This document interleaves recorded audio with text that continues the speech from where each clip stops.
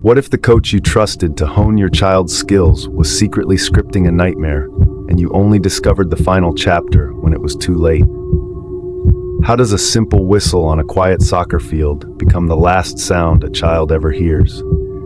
Under the soft glow of first light, the emerald expanse of the soccer pitch lies abandoned, dewdrops glinting like scattered diamonds across the turf, goalposts looming like silent guardians of broken promises. Cleats, once charged with the electricity of youthful ambition, rest in haphazard arcs, their frayed laces twisted like whispered regrets. On the weathered bench, a single silver whistle gleams, its polished surface mirroring the empty stands and hushed sky. In that pregnant silence, where every blade of grass holds a memory, a predator in a coach's polo lurks just beyond sight, ready to rewrite mentorship into unthinkable betrayal. Will you spot the next red flag waving on the sideline, or will silence let another childhood dreams fall untouched? Welcome to Crime Bite. In this channel, we peel back the layers of those hidden realities, raw evidence, conflicting testimonies, and emotional pleas for help that too often come too late. By looking into these crime bites, you'll see firsthand how broken trust, systemic oversights, and chilling motives can converge into stories that rattle us to the core. If you find this exploration as vital as we do, be sure to like this video, subscribe, and click the notifications button. Together, we can shine a light on the cases that demand attention, ensuring every voice, especially the silenced, finds the audience it deserves. On March 30th, 2025, 13-year-old Oscar Omar Hernandez kissed his mother at the front door of their modest Lancaster apartment, promises to return by sundown glinting in his dark eyes. A rising soccer star on the Hurricane Valley Youth Club, he'd volunteered to help coach Mario Edgardo Garcia-Aquino distribute new jerseys.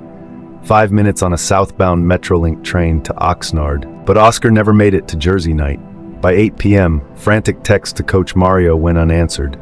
His mother's knuckles turned white around the phone. Inside the station's fluorescent hum, CCTV showed Oscar stepping off at Oxnard, glancing behind him. Once, maybe twice, before vanishing into night shadows. That first night, no one suspected foul play. A teenager lost in transit, common enough. But when Oscar's favorite cleats turned up in a Ventura County ditch 3 days later, panic ejected from the body like an airbag. How can a routine ride turn into a silent snare? And why did no one catch Oscar's last look before the doors shut? Oxnard's salt-tinged bay breeze carried an uneasy hush as deputies fanned out beneath the rust-brown girders of the Vineyard Avenue Bridge. Search dogs nosed through mud-slick reeds, sonar wands pinged beneath the water's oily surface, and every flattened patch of grass was scanned for a child's footprint. Then, half buried in seaweed and wind-blown trash, they spotted the telltale glint of Oscar's black and silver backpack, unzipped and emptied as if its owner had vanished into thin coastal air. Outside the station's glow, commuters half remembered the boy's nervous smile. One late shift attendant, sleepy-eyed in his orange safety vest, recalled on camera how Coach Mario had slid Oscar an extra duffel bag, saying casually, "Take this, jerseys plus a couple of extras." With every passing hour, detectives stitched together a timeline that chilled the blood. CCTV showed Oscar stepping off the train alone at 8 p.m. on March 30th, duffel in hand. No footage captured the coach alongside him, yet Mario would soon claim they'd parted ways at the station exit. Oscar's phone pinged one last time that night to a cell tower 5 miles east. Minutes later, his Garmin watch froze at 0 BPM, its cry for help cut short. Inside the makeshift command center, officers blitz clicked through Maria's messages and Mario's logs. Why hadn't the coach returned the jerseys? Why did the duffel end up discarded on tracks while the backpack lay vacant under the bridge? With each unanswered question, the contour of betrayal sharpened. A youth entrusted with a mentor's bag now lay missing, and every device meant to track him was eerily silent. Parents across Ventura County tuned into emergency alerts. Text chains lit up, "Did your kid see Coach Mario last night?" Neighborhood watch groups posted photos of Oscar's face under flickering porch lights. But in a town of 200,000, anonymity is a cloak, and a child's final moments can slip beneath it without a trace. What severs the fragile thread between "I'll help coach" and "help me"? And in a world wired for connection, where does a child vanish when every beacon goes dark? To Oscar's teammates, Mario Garcia-Aquino was the embodiment of every soccer dream. A former semi-pro striker whose deft footwork had once thrilled local fans, now devoted himself to shaping young talent. On dusty fields at dawn, parents watched him call drills with booming commands. Children laced up their boots with pride, certain that under Mario's guidance they could one day grace a bigger pitch. Yet under the jerseys and friendly whistle lay a pattern of control and deception. Prosecutors would later unearth two sealed cases, one in 2022 involving a 14-year-old, another in February 2024 with a 16-year-old, both accusing Mario of inappropriate touching disguised as mentorship. Each charge evaporated amid insufficient evidence, a polite bureaucratic phrase that masked terrified boys and silenced fears. Unlicensed and undeterred, Mario sidestepped formal certification by hopping between clubs and even crossing state lines. No background check caught the prior whispers. No league coordinator flagged the closed files. For Oscar's hard-working Honduran family, navigating a new country and trusting community pillars, Coach Mario was a veteran of empathy, not a predator in disguise. So when Oscar asked to stay late, helping distribute extra jerseys for the next match, gratitude framed the request. His mother sent him off with a smile. His father never second-guessed a coach's word. It wasn't until the boys' cleats and backpack turned up discarded that the community realized the men in polos could wear the darkest of intentions beneath the lightest of fabrics. How do predators cloak themselves in good deeds so convincingly? And why do the warning signs vanish the moment they're inked onto a report, leaving the next generation unguarded? By the gray dawn of April 2nd, Oscar's disappearance had become a high-stakes manhunt. The FBI touched down in Oxnard, merging with LAPD and Ventura Sheriff's teams in a coordinated grid search that transformed everyday landscapes into crime scene crucibles. Drones buzzed overhead, their thermal cameras scanning strawberry fields for body heat.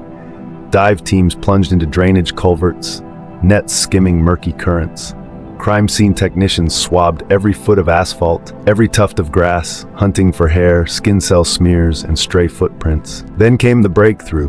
Tucked in reeds off the 101 on-ramp, Oscar's signature lime green jersey lay draped over a discarded shopping cart frame, its back splashed with dark rivulets that glistened wet in the morning light.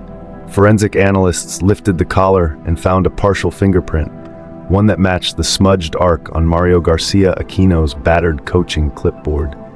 DNA from sweat and blood on the fabric refused to match any of Oscar's peers. Instead, it hinted at a betrayal from the man the community trusted most. Word spread faster than the scent of rot. Bulletins on local news crawled with the word possible homicide. Social media vigils erupted beneath the bridge, candles flickering against banners reading, "Find Oscar, bring him home." Spanish-language radio stations looped his mother's plea, "Mi hijo no huiría jamás," my son would never run away. Volunteers in neon vests volunteered for foot patrols, scouring culverts and abandoned lots with flashlights and flattened cardboard worn beneath their knees. In a region illuminated by searchlights and torn by sirens, how can a young boy's jersey lie bleeding and unseen for days before the truth finally surfaces? At 6:07 a.m., a county cleanup crew made the tragic find. A flutter of plastic caught a wind-whipped gust above a roadside culvert, and beneath it, Oscar's small, lifeless form lay pale and crowned by a tangle of reeds. His arms were stiff in rigor mortis, lying in a gentle V, his eyes closed, forever spared from the horror that had preceded this stillness. The coroner's preliminary report sealed the community's heartbreak. Homicide by strangulation and blunt force trauma. Defensive wounds marred his tiny hands, small crescents of dried blood where he had clawed at a merciless grip. A ligature mark circled his neck like a harsh collar, its edges pressed deep enough to scar. No weapon was found near the scene, only a pair of shoelaces soaked through and knotted as though improvised by desperate fingers. Half a mile away, investigators uncovered a broken ladder leaning against a maintenance shed and a blood-splattered hammer beside a dumpster. A silent testament to Oscar's final struggle. Each fragment of evidence whispered the same question in the sterile stillness of dawn. When a child's last breath drifts across a quiet curb, how do we separate the hands that should have held him, parental, coaching, community, from the hands that coldly extinguished his life. That sultry Oxnard afternoon, LAPD SWAT teams swarmed Mario Garcia-Aquino's stucco townhouse like a pack of silent wolves. He cracked open the door and scuffed soccer cleats, spots of dark red marring the white stripes, eyes glazed with disbelief. One officer's dashcam captured the moment. Mario's shoulders sagged as handcuffs clicked home, his gaze drifting skyward as if pleading with clouds to spare him. Moments later, in the cavernous holding cell at LAPD's Columbia Station, reporters jostled for a glimpse through bulletproof glass. At his arraignment, he stood motionless in a jail-issue jumpsuit, mask pulled askew, staring blankly as the judge read murder with special circumstances, sexual assault of a minor. The courtroom cameras panned to Oscar's family in the gallery, faces contorted in grief, shoulders shaking with silent sobs. On paper, the charge elevated the penalty to life without parole or death, a stark contrast to the gentle whistle that once summoned players to practice. When the man who once coached our children stands in uniform cuffs, how does a community reconcile the friendly mentor it cheered for with the monster revealed behind closed doors? In a dramatic courtroom turn, the prosecution peeled back 2 sealed juvenile files from 2022 and early 2024, each a ghost story of teenage players coerced into inappropriate contact under threat of bench exile. The names were redacted, but the pattern was clear. Allegations whispered, evidence uncollected, cases quietly dismissed when undocumented youths feared deportation more than abuse. Outside, a district attorney spokesperson's voice cracked with rueful anger. "We ignored these boys, now Oscar's voice is silent." That confession echoed through the legal halls, a blunt admission that fear and bureaucracy had silenced victims long before Oscar ever boarded that train. As community activists rallied for Oscar's law, demanding mandatory reporting and protective measures for undocumented minors, the courtroom bore witness to a system awakening under the weight of its own failures. How many frightened children must have their truths buried before the system learns not only to listen, but to act? Behind closed doors, investigators orbited every fragment of evidence.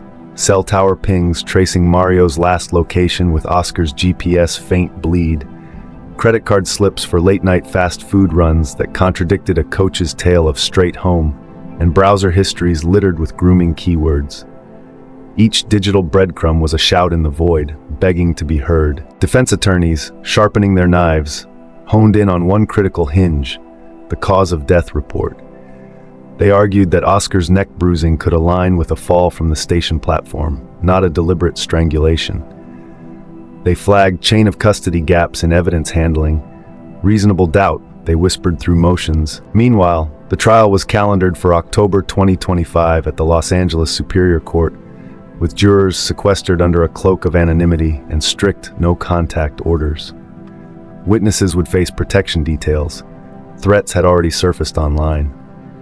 In a case where every bite and bruise was weaponized, the question loomed larger than any exhibit. When evidence bleeds both digital and physical truth, can 12 ordinary jurors disentangle fact from spin when every file, every injury is a battleground?